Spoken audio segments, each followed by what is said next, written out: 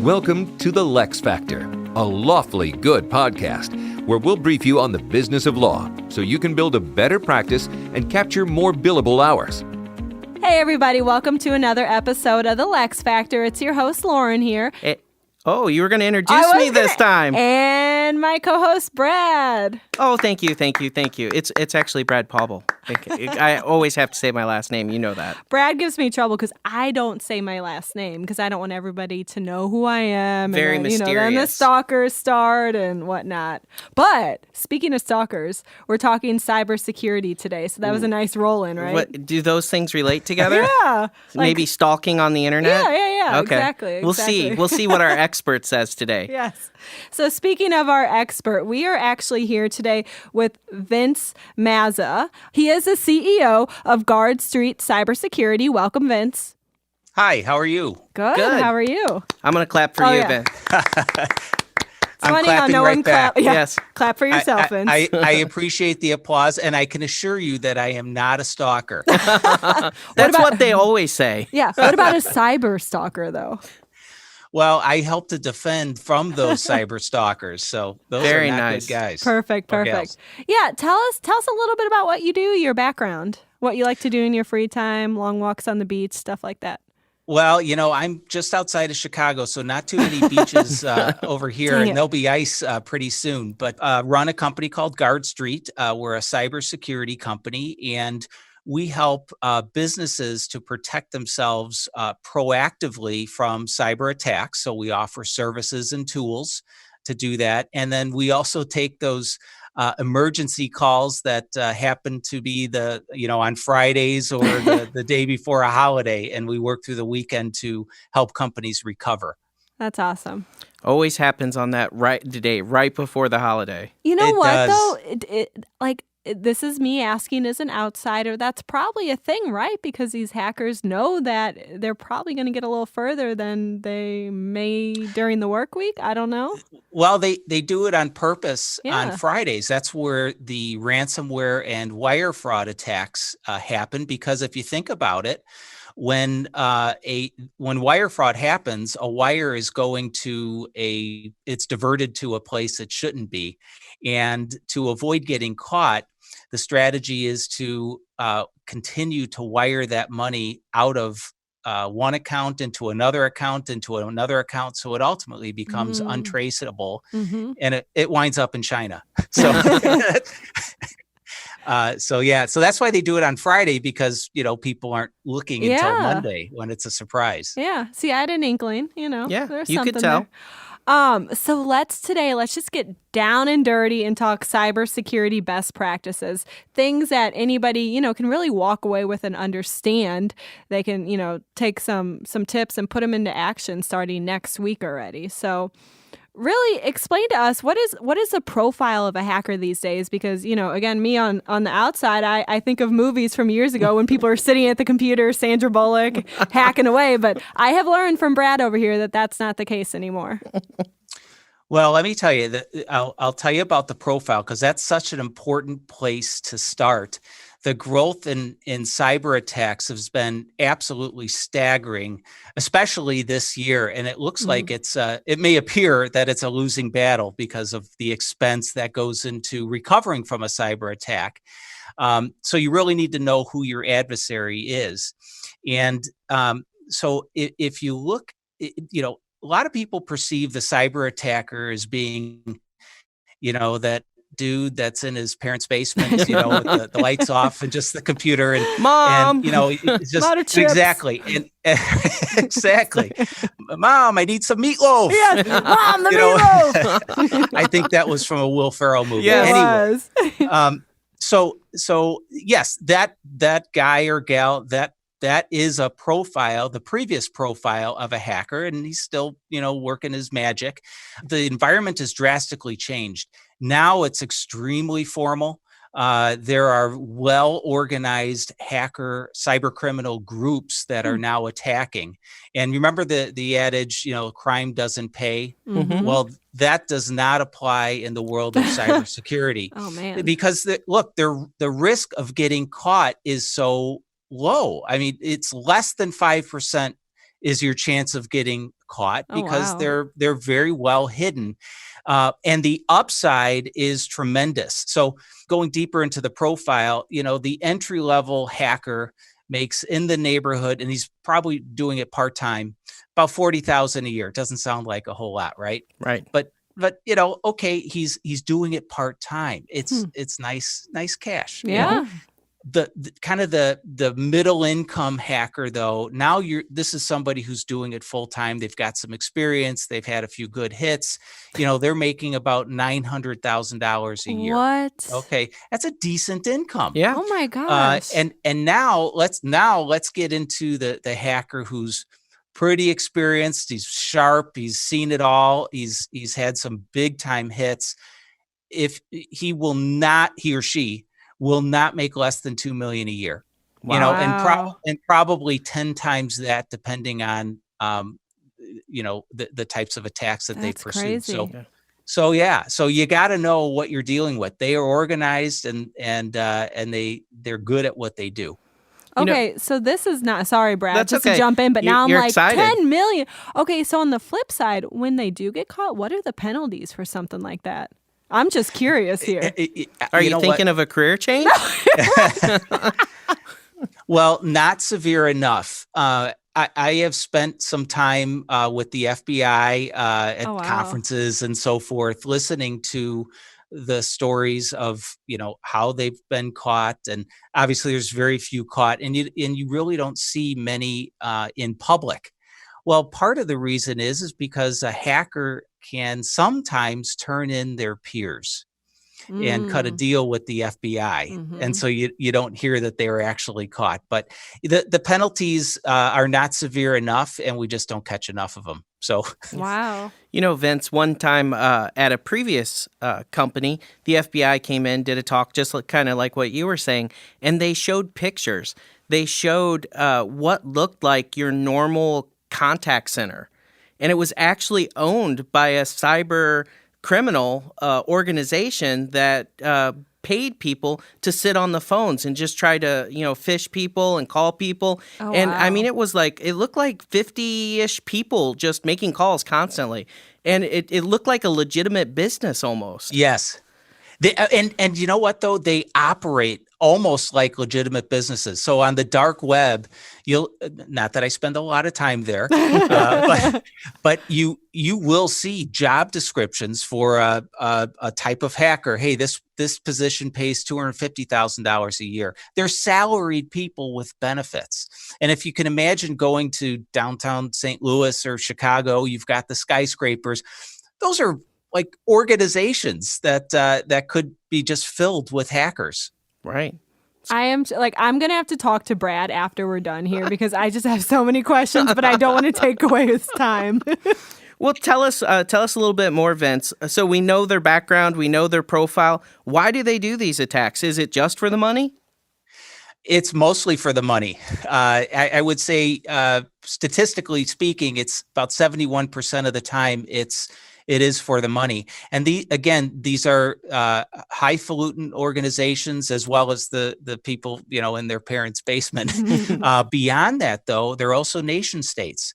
So if you think about it, a few years ago, we paid Iran billions of dollars, one administration. The next administration didn't pay them, added sanctions. And so Iran was committed to get money from the U.S. one way or another. So they attacked our municipalities. So nation states are definitely perpetrators in this. There's another organization out of Nigeria that is actively attacking Americans, taking their unemployment money. Definitely, money is kind of number one. The number two is industrial espionage. So that's very common in terms of breaking into law firms, breaking into companies that have very sensitive information. Countries like China make no bones about it. There's if you Google China 2025, they make no bones about grabbing information from American companies so they can essentially dominate particular industries.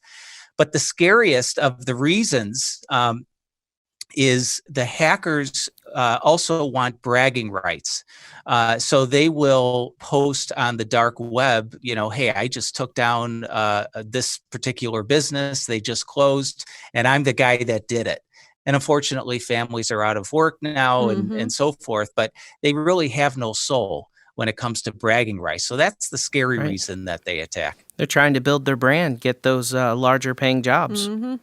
That's exactly right. There is a corporate ladder in the world of cybercrime. Okay, so I'm going to bring up COVID just because obviously everybody brings up COVID and we talk about it all the time, but it's impacted so much here. But I've read a lot recently about COVID affecting technology for the good and for the bad. So, something we talked about a couple weeks ago is how much technology has increased in advance in the past couple months.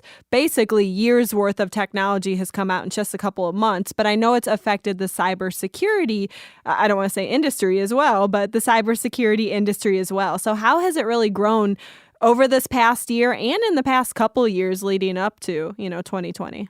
Actually, the statistic that I heard, Lauren, is the advancement from a technological perspective was about 10 years. Oh, wow. Within about a week. Wow. Within a week? Within a week. Well, if you think about it, Yeah. How long did it take for everybody to suddenly, work out of their house? Employees went home pretty quick once the president brought us up to speed about COVID. Maybe not your company, but everybody else definitely started working at home. So, and there were all sorts of issues. I mean, think about Zoom, what happened there and all the security risks. And, if you look at cybercrime, this has been the blast off year for it. Cyber attacks are up 400% for the year. And if you look at 2015, the cost of cyber attacks was about $3 trillion. And by the end of 2021, it's expected to be about $6 trillion. So it's pretty substantial. And if you look at typical attacks, and I know we'll probably talk about some of the trends, but phishing emails were up 600%. Our data, based on our email security, show that the impersonation emails went up 250%. So it's been just a banner year for cybercrime. And one of the typical cyber attack approaches is ransomware. Many of us are familiar with that term. If you looked at 2019, the costs, and it was a popular way to attack. 2019 was about $7.5 billion. By the end of next year, it's expected to be about $20 billion. So a big jump. Again, it pays to be in that cyber attack arena. I think one time I got a phishing attempt or a fake email from someone pretending to be our CEO, Scott. And I looked at it and I was like, man, if Scott wrote this, I am disappointed in him. This is not Scott. It's a poor attempt to Poor be grammar. Scott. I know, right? Yeah. If a CEO can have that grammar, I can be a CEO. Well, you brought up ransomware attacks. We've been reading about that everywhere lately. It's been in all different kinds of news agencies. People are working to recover from those. Do you have any advice for those companies just from a ransomware attack? Pay the ransom, don't pay the ransom, back up your debt. What are you thinking along those lines? So the canned answer from the police and FBI will be, don't pay the ransom. And that's always a good place to start because, boy, if you can avoid paying that kind of money, and I could talk. Well, actually, let me talk about that for a second. The cost of a ransomware attack since July has gone up 33%. So take a small business, say a small law firm or accounting practice. They were paying $84,000 in ransom. Previously, they're now about $111,000. Plus, you add on the cost of recovery, it's north of $200,000. So it's pretty substantial. I would say, though, while you want to start by not paying, it depends on your business. I mean, if you're a medical clinic or a hospital and it's a life or death situation, and you need that data, you've got to pay the ransom. And, you hate to say that because your chance of being hit again is about 47%. And your chances of not getting your data back is about 17%. So, you want to avoid that if you can. And better yet, put the proactive measures in place so you can be in that position where you can tell the hacker, go away. I'm good, thanks. Yeah. Right. So right. Nice try. Yeah, I read online that I guess there's insurance for cybersecurity. Is There that is. pretty common? Do most companies have that, or are most people paying out of pocket? No. So cyber liability insurance is growing about 30% a year. And it's something that your insurance agent now needs to present. And if you turn it away, no, I don't want to spend the extra money on cyber insurance, you've got to sign off on that because your general liability policy doesn't cover cyber and doesn't want to. That makes sense. Yeah. Right. Sounds like a lot of money. So I'm waiting for that to go more into the public sector from an insurance perspective. You have identity protection, obviously, and you get that through AAA, Protect My ID. There's like several different out there, not to, just pick one, but I'm waiting for your mainstreams, like maybe a State Farm or something like that. Maybe they already do. Well, truth be told, I can't disclose who, but Guard Street in the first quarter of 2021 is white labeling a program for a large company that you will most certainly know. And we combine a proactive cyber protection service, and we package in cyber liability insurance and emergency response. For individuals as well? For companies. For individuals, that's called identity theft protection. Right. So, which unfortunately a lot of us have needed this year. Yes, absolutely. So, we've been talking about the ransomware. What I'm curious is not just ransomware, but any type of bad actor inside of your environment.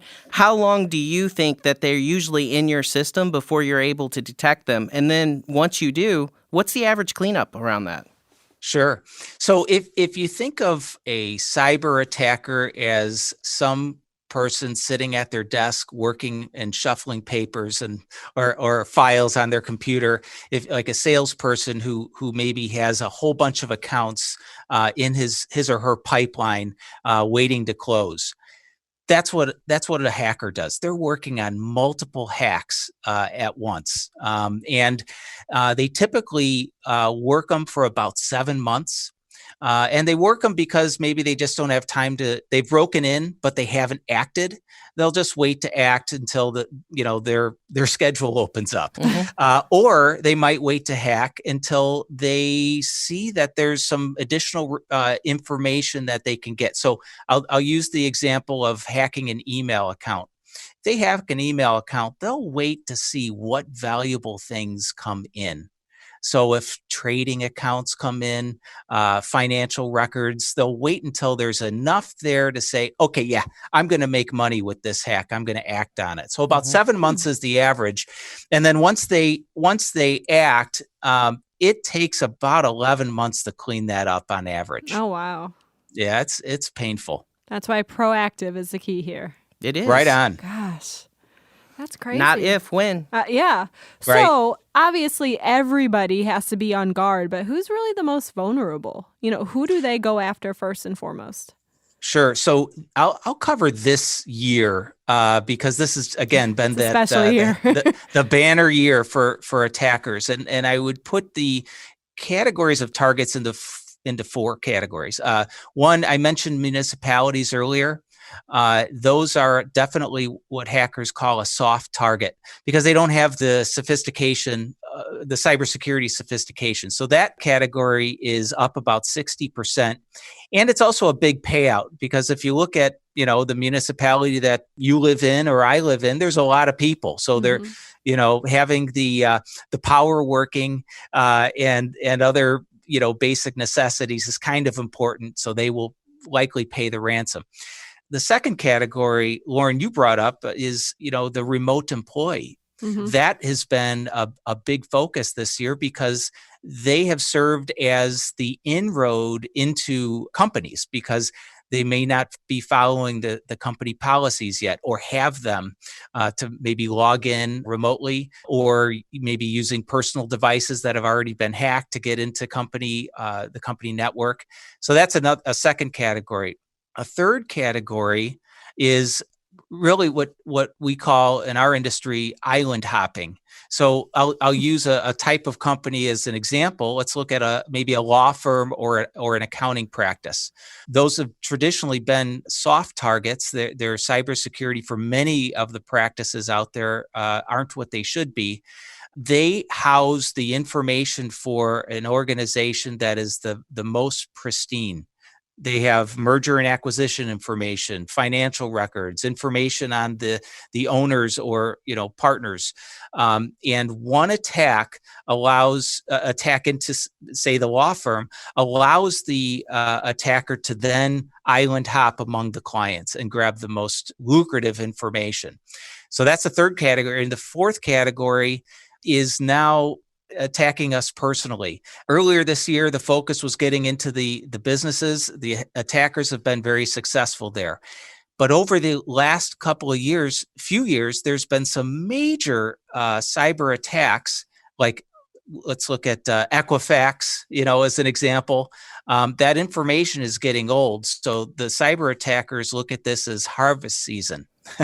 With all of the overload. Truly, it's time to harvest all that data that has been purchased on the dark web.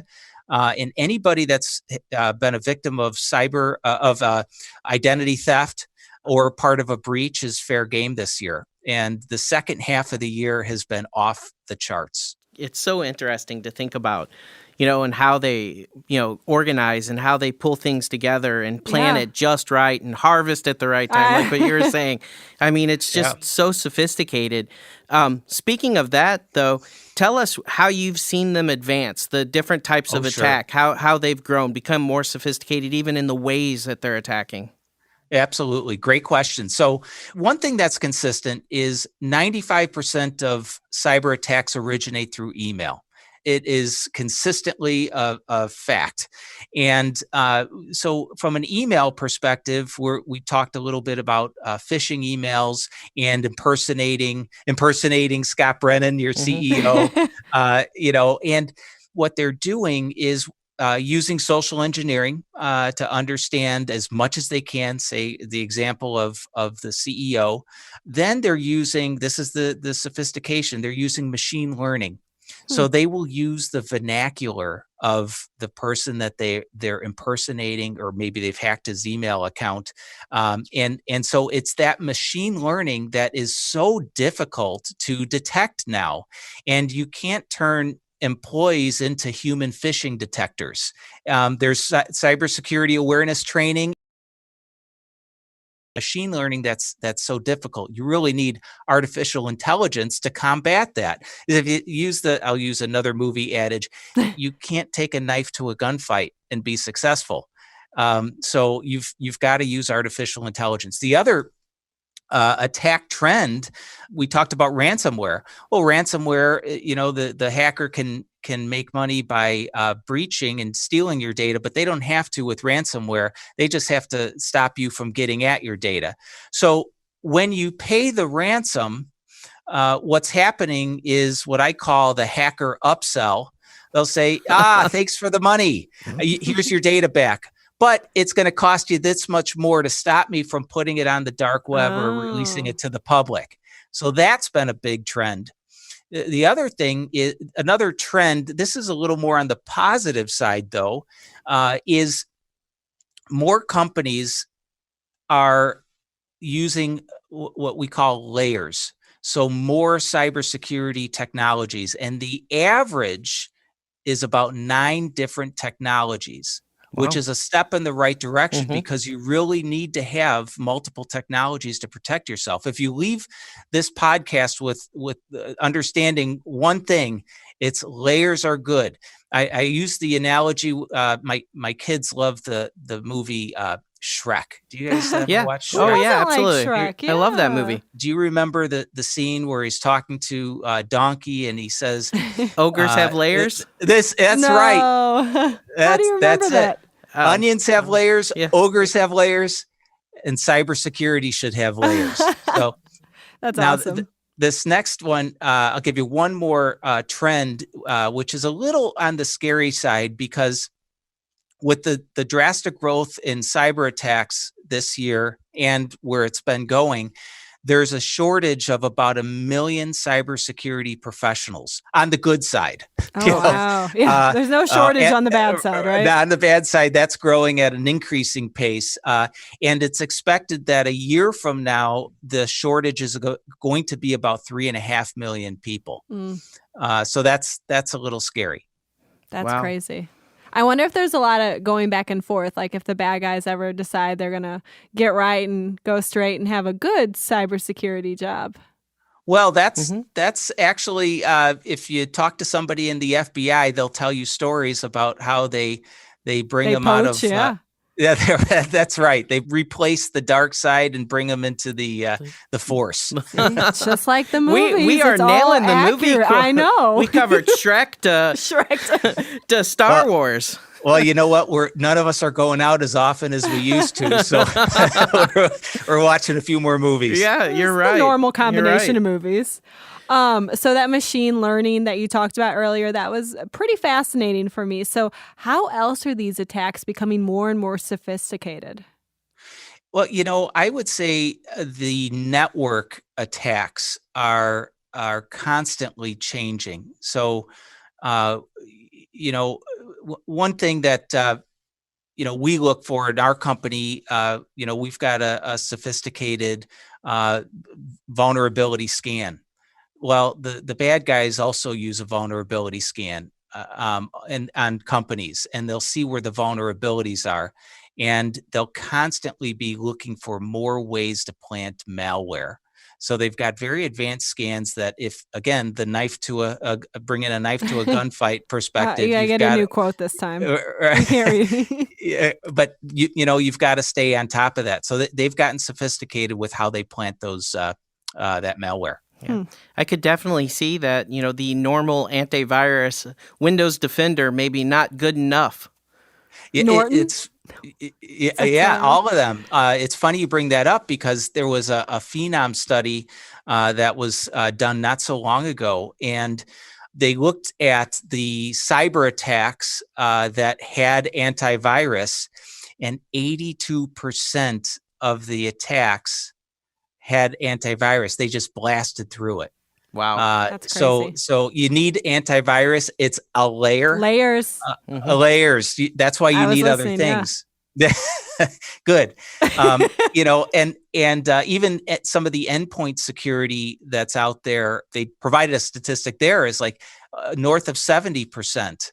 They had the endpoint security, and the bad guys just blasted through that. Man. So the CIOs, CTOs, and chief security officers are not as confident these days on the antivirus and endpoint security only. You've got to be more advanced to have additional layers. Yeah, got to have those layers. You got to have those layers. Peel them back like an onion. That's right. Be an ogre. Be an ogre. So, Vince, I think you painted a pretty obvious picture here. So at the end of the day, what are some controls the firms that are listening to right now, they can put into place at their firm to help be more secure, I guess? Sure. We have this conversation every single day, several times a day. It's a great question, and there's a process towards protecting your business. It does start with layers, but it also starts with accepting the fact that a solid cybersecurity program is not a set it and forget it. You've got to be constantly looking at it, no less than annual, but then you've got to be adjusting throughout the year, because cybercriminals are doing that themselves. That's right. You've got to change. They're changing the way they attack. You need to change the way you protect. And so I always advise a company to start with an understanding of what their crown jewels are. That if those crown jewels were attacked or stolen, would you go out of business? Would you stop? Would you you lose the most amount of money. Start with an understanding there. And it usually falls into 5 categories of protecting your business. First and foremost is starting with your policies and your practices. If you have them, fantastic. Now, make sure that your employees know about those policies and follow them and follow through on them. If you don't have them, create them. Policies would, examples of what would fall into a policy is when the CEO requests that a wire be sent via email to accounting. What kind of validation is there that say your CEO Scott actually requested that wire go out? Don't rely on an email. Have a validation process. Or from a password perspective, are you using unique passwords? Are you using a multi-factor authentication approach, especially when you're logging in remotely? Mm-hmm. And going into the server. So that's one category. Second category, an extremely important category, is your people. People are your greatest asset, and it can work in the inverse too. So 53% of breaches happen as a result of employee negligence. Employees want to do a good job by and large. There's a few bad apples out there, but by and large, they're, Did you see? I saw you point to Lauren. No, I pointed at Brad. What are you talking about? Okay. Well, now they're pointing at each other. I'm sorry the audience can't see what's happening right now. But out of control. I still think they're good people, and your people want to do a good job. So give your people the tools. The tools are cyber awareness training. That's so important. How to look at those emails, how to manage passwords, how not to leave certain pieces of paper on your desk, and how to shred and destroy confidential information when you're finished with it. One thing that we offer from an employee perspective is we actually provide an employee cyber assessment. So literally the employees will take a questionnaire. It takes about 7 to 10 minutes. And at the end of that, we will be able to see their cyber behavior. They'll fall into a behavioral quadrant. And what that'll do is tell the employer what types of cyber attacks would that employee fall for. So it allows them to then train them accordingly and focus on the weaknesses and have a more effective cyber plan. Targeting really the training, cool. yeah. I really like that. That's awesome. Yeah, and employees do too, because they want to do well. So the third category is having the right tools, and we can go into in much more depth into having the right tools. But a right tool would be the ongoing scanning that I mentioned, and the right policy for the ongoing scanning is to remediate and fix the vulnerabilities throughout the year. Another example of an essential tool, we talked about machine learning. With email security, you've got to have a really solid email security approach that tells you, hey, I know this says that Scott sent you this email for a wire, your CEO. This isn't really your CEO. If there was something that tells you that, and we actually offer something, that's an important thing. The next fourth category that we always focus in on is backing up. When we talk about ransomware, oh boy, backing up can't be more important. Into the cloud locally, and making sure that you're backing up. And finally, it's assembling your team of top performers and a third-party cyber security company to handle the emergencies that may come up. But practice in advance so that you're prepared and you can recover quickly. Mm-hmm. I like that. And I like that all your tips are something that people can take pieces of and do right now and do on their own too. It's not just so far-fetched that they're like, where do I even start? But that's what I like about that. And I'm really glad that you brought up backing up, because I do want Brad to know that I cleaned off my desktop. He yelled at me for saving everything to my desktop, but I had no idea that saving items to your desktop was a threat. Well, you know? Yes, and it's more just the multiple applications that you have laughing at me. because you have to keep those updated because as you don't update the applications that you have, it becomes a threat. So that's why you should minimize. He's getting worked up. He's a little angry with me right now. Keep only what you need, Lauren. Yeah, keep only what you need. Throw away the rest. You guys are ganging up on me. It'll be okay. Okay, Vince. So this is the best part of the episode. Are you ready? I'm ready. Okay, good. So we like to end with three most important things that our listeners should take away with them today. So we go around the room, everybody says one thing. So since today you are our special guest, we're going to let you go first. Layers. I knew it. Good thing I wrote down other stuff. That is a great part of the Shrek movie. I know. It really is. And it fits so well with this. I just thought about Puss in Boots when I was like, Puss in Boots. You know, like when he introduces himself that first time. It's a great show. It's a great show. All right, Bradley. All right. Well, there's a lot of things that I took away from today's episode.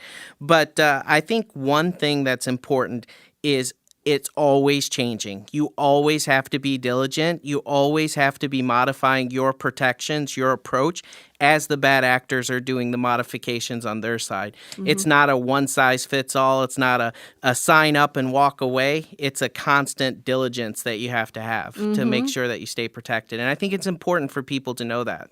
Yeah, and if we could quote the great Vince Mazza, he said, "Don't set it and forget it." Right. I wrote that down. I was like, quote.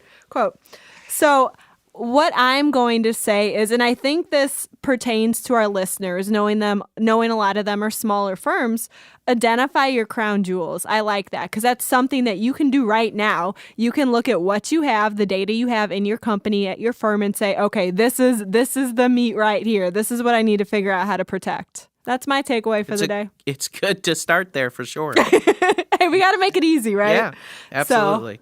All right, Vince, thank you so much for being with us today. We really loved having you on the show.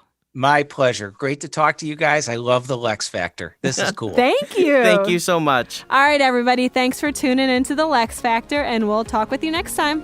Thanks for tuning in to the LeXFactor. Lexicon takes care of business so you can take care of law. Learn how to build a better practice at lexiconservices.com.